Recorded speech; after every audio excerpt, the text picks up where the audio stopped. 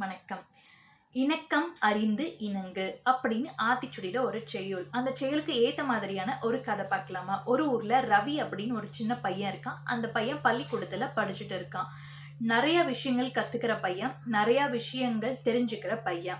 அப்படி இருக்க சமயத்துல ரவி வந்து தன் நண்பர்கள் கூட விளையாடிட்டு இருக்கும்போது, "ஏய் இங்க வாடா, அங்க போய் அத எடுத்துட்டு வாடா, இது விளையாடலாம் வாடா, அது செய்யலாம் வாடா, இது படிக்கலாம் வாடா" அப்படின்னு சொல்லி நண்பர்கள் கூட பேசிட்டு இருப்பான்.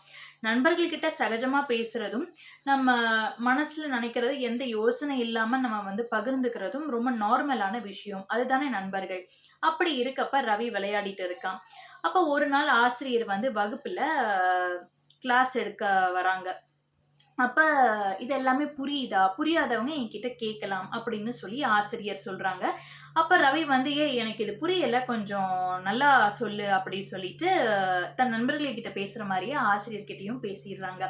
ஆசிரியருக்கு அத எப்படி எடுத்துக்கிறதுன்னு தெரியல. அப்ப ஆசிரியர் சொல்றாங்க, "இங்க பாரு ரவி, நீ உன் நண்பர்கள் கிட்ட பேசுற மாரி மத்தவங்க கிட்ட, பெரியவங்க கிட்ட, ஆசிரியர் கிட்ட நீ பேசக்கூடாது. மரியாதையா நீ பேசணும்" அப்படின்னு சொல்லி ஆசிரியர் சொல்லி தராங்க. ஆனா ரவி வந்து அத எப்படி எடுத்துக்கிறது? ஆசிரியர் சொன்ன உடனே ரவிக்கு ஒரு மாதிரி கஷ்டமாயிடுச்சு. தன்னோட அம்மா கிட்ட போய் இத கேட்கறாங்க. என்ன நடந்தது? எப்படி பேசுனாங்க? எல்லாத்தையுமே சொல்றாங்க.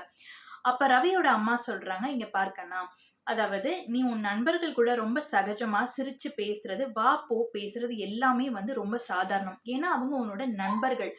ஆனா ஆசிரியர் அப்படிங்கிறவங்க ரொம்ப ஒரு மரியாதைக்குரிய இடத்துல இருக்கிறவங்க.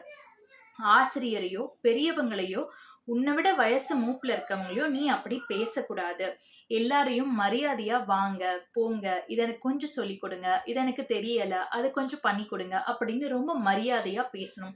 நீ நண்பர்கள் கிட்ட ரொம்ப சகஜமாகவும், ஆசிரியர்கள் கிட்ட மரியாதையாகவும், பெரியவங்க, உன்னோட வயசுல மூப்புல உள்ளவங்க கிட்ட ரொம்ப மரியாதையாகவும், அடக்கமாகவும், பொலைட்டா பேசணும் அப்படின்னு சொல்லி அவங்க அம்மா சொல்லி தராங்க. அதுதான் இணக்கம் அறிந்து இணங்கு அப்படிங்கிறது இந்த செய்யுளோட விளக்கம். நம்ம நண்பர்கள் கிட்ட ரொம்ப சகஜமா பேசலாம். பெரியவங்க கிட்ட மரியாதையா பேசலாம். ஆசிரியர் கிட்ட ரொம்ப யோசிச்சு மரியாதையா நம்ம பேசணும். நன்றி.